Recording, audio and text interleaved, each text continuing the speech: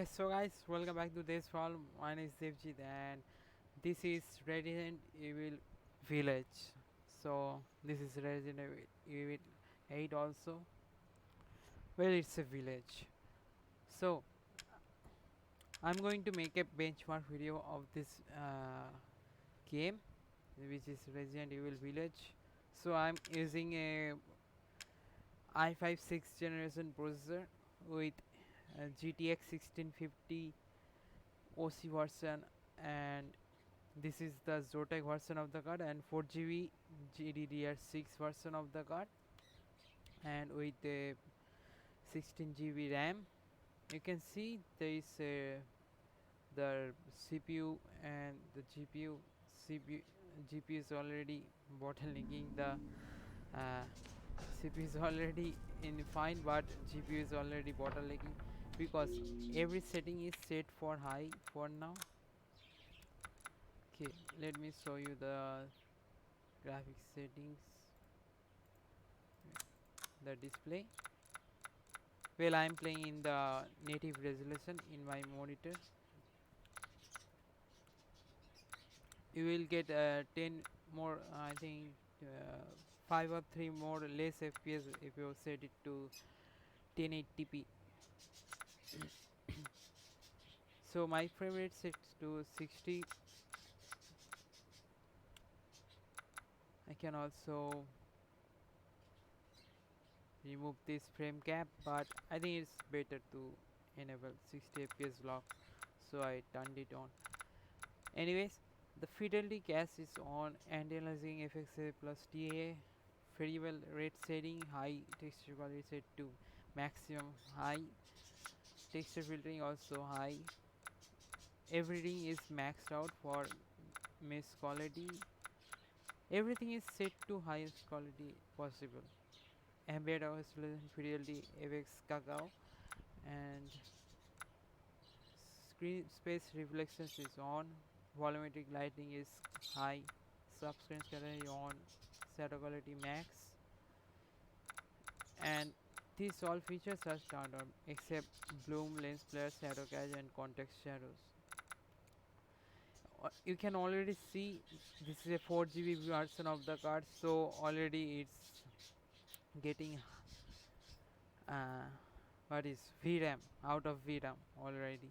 It's red here. So let's test this out, how we can get performance from this Resident Evil Village with max settings. Probably the max settings here. Okay, you can get in the bush areas. I think you can get like vegetation areas like this. Oh my god, this is really bad. It's dropping to 18 fps, even lower, 19 fps. Okay, this is really bad.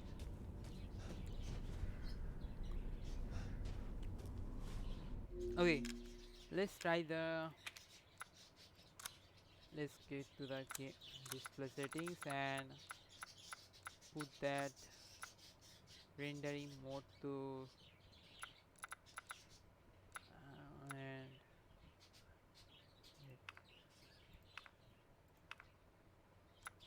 things.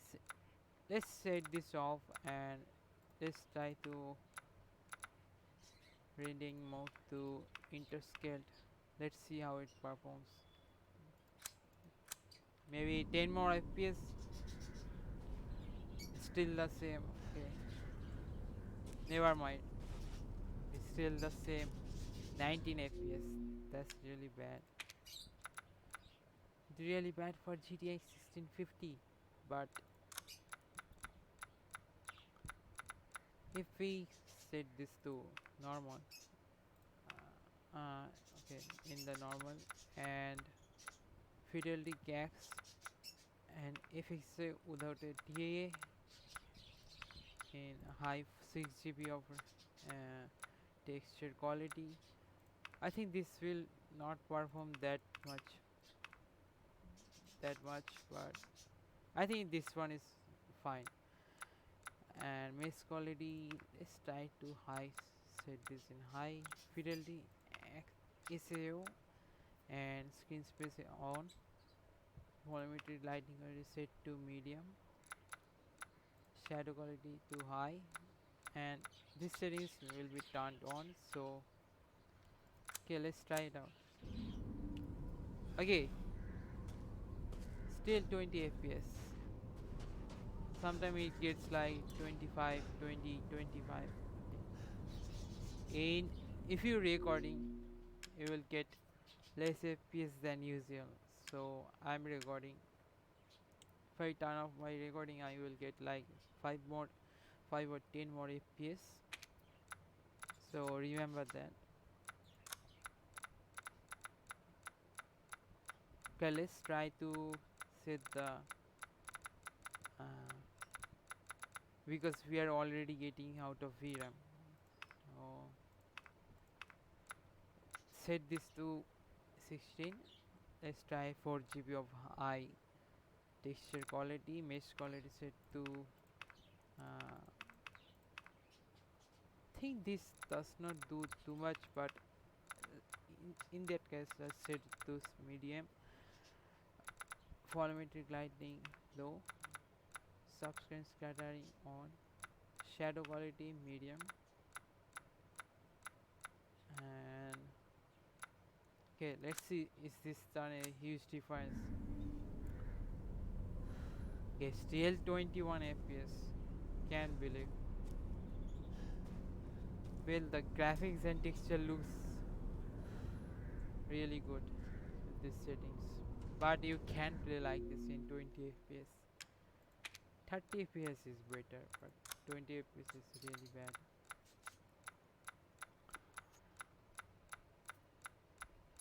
Okay, let's set this to 3 GB of texture quality. Set this to 8x, mesh quality to low. I think this is not the case for. You can set this mesh quality to high actual, or even max, and skin space reflections on. Volumetric lighting quality, set this to okay, let's try the lowest settings possible.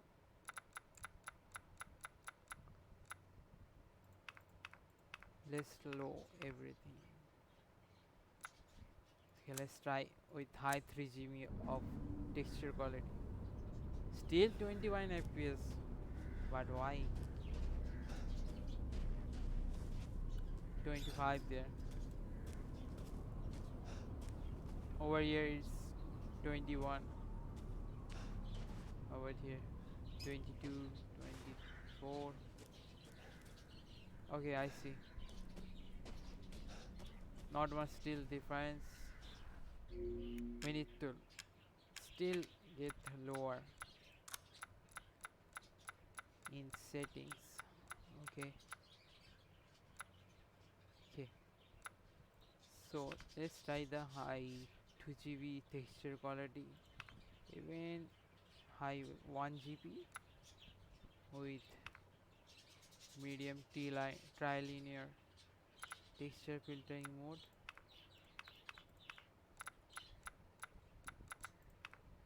Ambient occlusion is off. Skin space reflection, I'm turning that on, so you will get more FPS. I mean less FPS. Volumetric lighting quality off. Context shadows off. Before turning off those shadows, let's try this. I think you will get better FPS right now. Okay, still 21 FPS. Now it's better. Now it's actually better. 51 FPS, 59. Now it's getting better FPS. By turning those ambient occlusion off, you can get now 50 FPS plus, 50 plus FPS. And the textures quality is still good. Some ghosting is around here, you can see, but it's really not that bad. Okay, Let's do the lowest settings possible. I will turn everything off and let's see. And also I will turn off the FPS cap. Let's see how will we get how much FPS we can get with this game.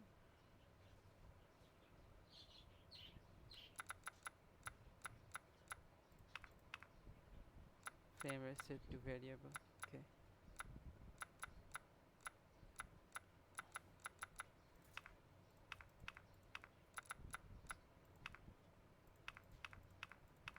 Lowest texture.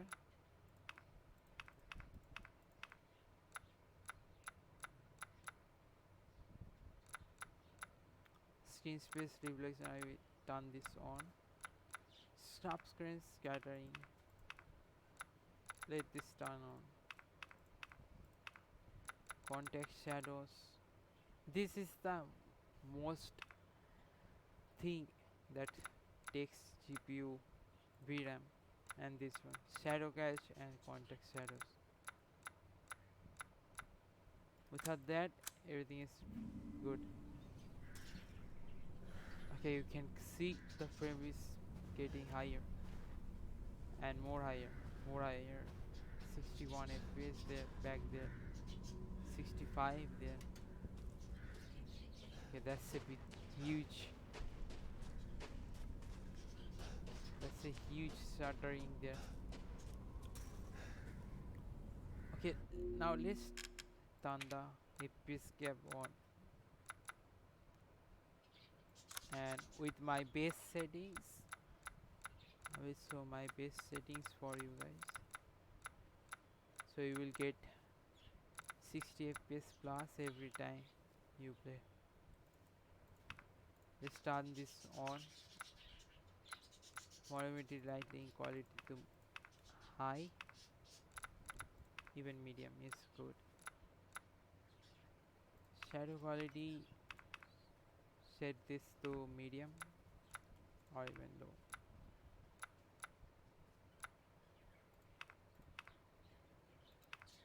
Shadow gas turned on, and the highest texture filtering,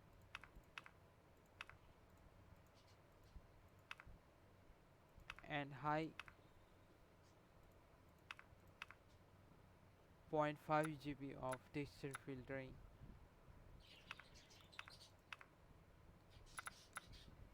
Okay, now let's try this out.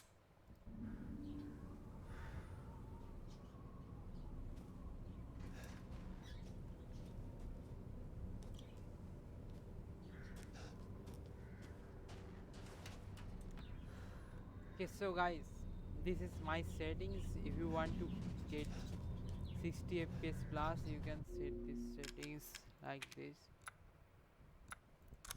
Okay, so you need to select rendering mode to normal, image quality set to 1, fidelity FX cache in also on, anti-aliasing TA, peripheral rate settings set to off, texture filtering set to medium, and texture filtering quality set to high with 16x, mesh color set to low, ambient occlusion set to SSAO, screen space reflection is turned to on, volumetric lighting quality also set to medium, subscreen scattering is set to on, shadow quality also low, context shadow and shadow cache. This is the most GPU intensive features in this game. So if you turn this on, you will get less FPS than before. So I think shadows are really good to for graphics, but if you disable those, you will get much higher FPS. And depth of field, you can turn this on. This does not do anything too much.